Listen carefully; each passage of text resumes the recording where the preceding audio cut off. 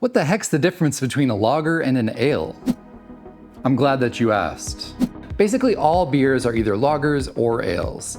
They're two big umbrellas that everything else falls under. The difference between the two is the temperature at which they ferment. Ales ferment at 60 to 72 degrees Fahrenheit, and lagers ferment at a cooler temperature of 40 to 50 degrees Fahrenheit. The yeast that causes beers to ferment is a living thing, so it's more active at higher temperatures.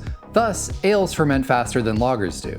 The other major difference is that the yeast in ales produces chemical byproducts which create more flavor, resulting in a more fruity or flowery flavor profile. This means that ales often have a more explosive flavor than lagers do. So under these two umbrellas lay most kinds of beer. Under ales are IPAs, or India Pale Ales, lambics, stouts, porters, sours, wheat beers, golden ales, etc., etc. You'll notice that most of the beers we just mentioned have rich, bold flavors, going back to the chemical byproducts we talked about earlier. Under the lager umbrella, you have beers such as pilsners, kolsches, light beers, bocks, pale lagers, etc.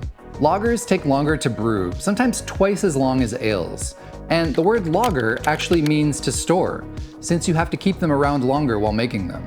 The fermentation of lagers doesn't create the same chemical byproducts as ales. And as a result, they tend to have a more clean, crisp, and smooth taste, with more nuanced notes of sweetness and bitterness. Not all ales and lagers are built the same, and breweries like to experiment and blur the lines between the two. Overall, which style of beer do you prefer?